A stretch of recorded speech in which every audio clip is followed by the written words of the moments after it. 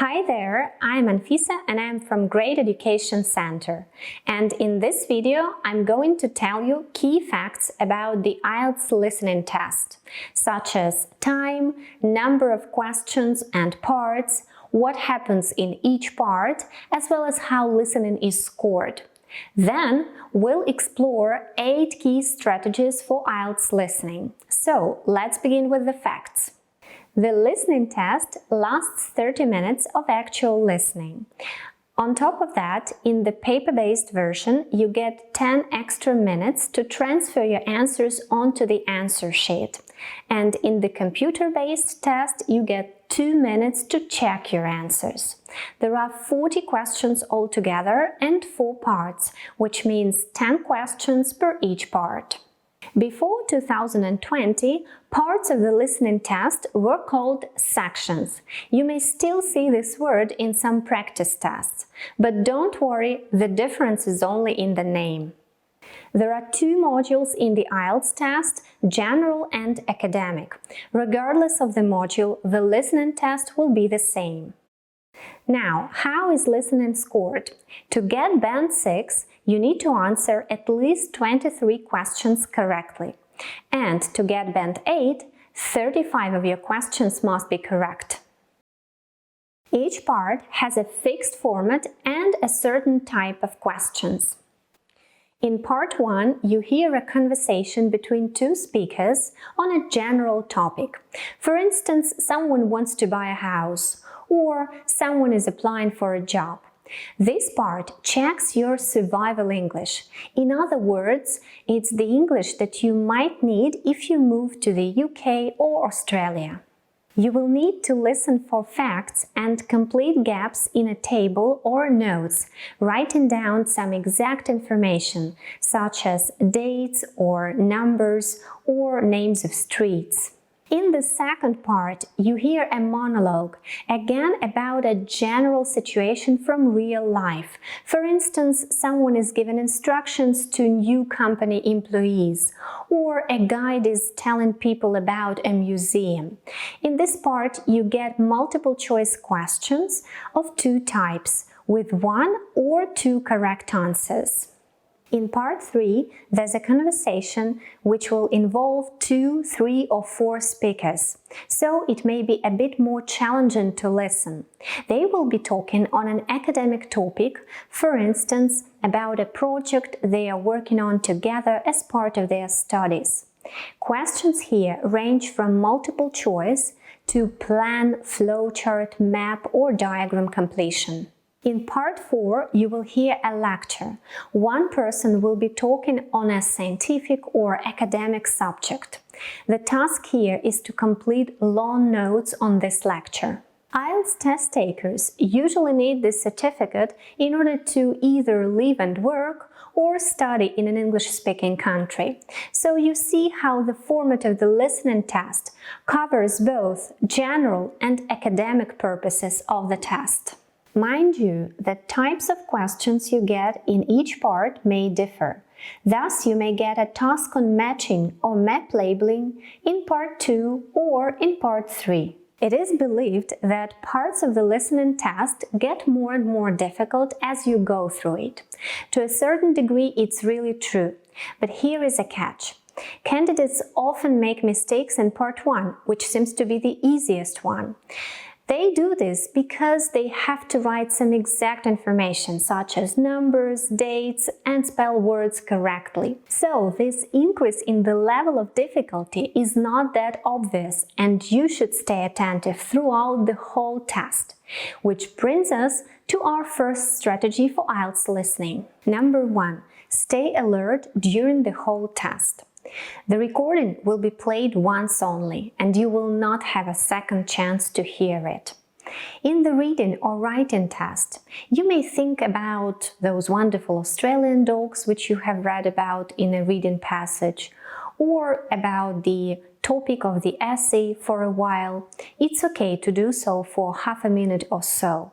But in the listening test, there is absolutely no excuse for thinking about other things. So stay focused at all times. You will need to do several things simultaneously. Read the questions, listen to the recording, and give your answers. What you hear will be a paraphrased version of what you read in the questions.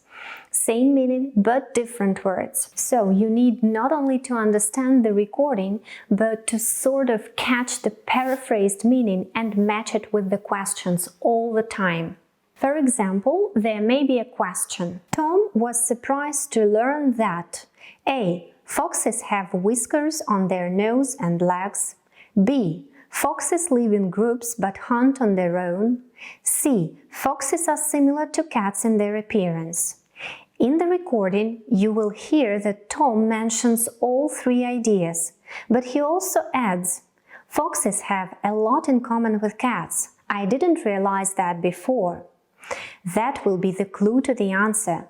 Was surprised to learn is paraphrased as didn't realize that before. You will go through the same process with every single question. It's a 30-minute sprint of simultaneous paraphrasing and question answering, and the amount of energy you spend and the level of concentration are immense.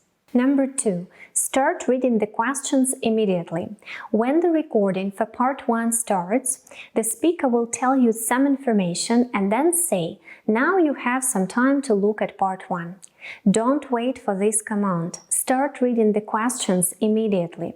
Do so for each part of the test as soon as you have answered the questions from the previous part. How should you read the questions?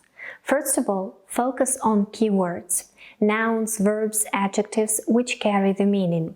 In the paper-based version, you can underline them. Secondly, try to predict the answers.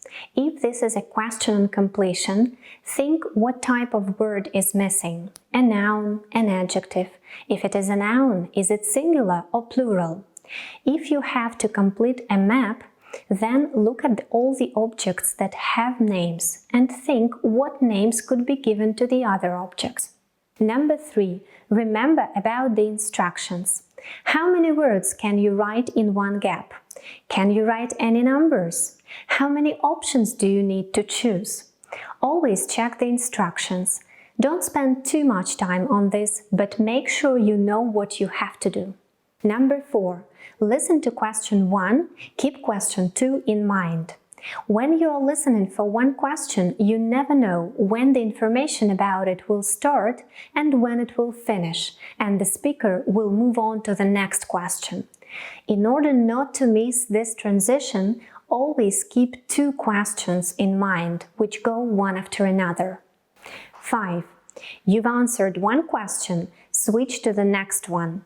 Don't think about the previous question. Even if you're not sure about the answer you've given, it's gone. The speaker is already talking about something else. If you've chosen a wrong answer but keep listening further, then there is more chance for you to score higher than if you keep thinking about the same question and lose track of the recording. Number 6. Be ready for a range of distractions. In multiple choice questions, all options may be mentioned. Speakers may say one thing and then say the opposite, that is, change their mind. The order of information in the notes and in the recording may be slightly different, so be attentive. Number 7. Answer all questions. Even if you haven't heard the answer, use your logic. Sometimes the tone and intonation of the speaker can help you. For instance, a rising tone may indicate something positive, such as excitement. Use whatever you have, just don't leave blank answers. Number 8. Check your answers. As I said before, you will have 10 minutes in the paper-based version and 2 minutes in the computer-based version of the test at the end to check everything. This time is enough. Focus on grammar. For instance, should the word that you have written in this sentence be plural or singular? And spelling. The words must be written correctly.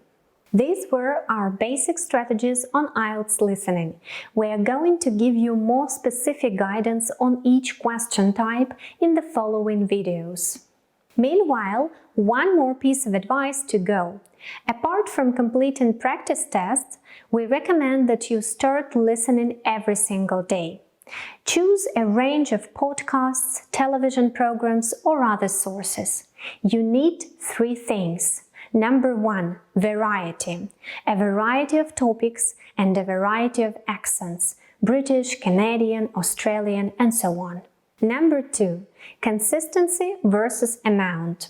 Sometimes we set very ambitious goals, like I'm going to listen for 2 hours every day.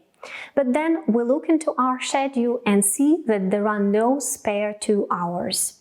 So, our advice is to set realistic goals and not to miss a single day. It's better to listen for 15 minutes than not to listen at all. Number 3, active listening. When you listen, note down unknown words and expressions.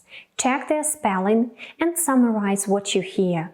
To wrap it up, let's go through all the strategies you have just learned again. Number 1, stay alert during the whole test. Number 2, start reading the questions immediately. Number 3, remember about instructions. Number 4, listen to question 1, keep question 2 in mind. Number 5, you've answered one question, switch to the next one.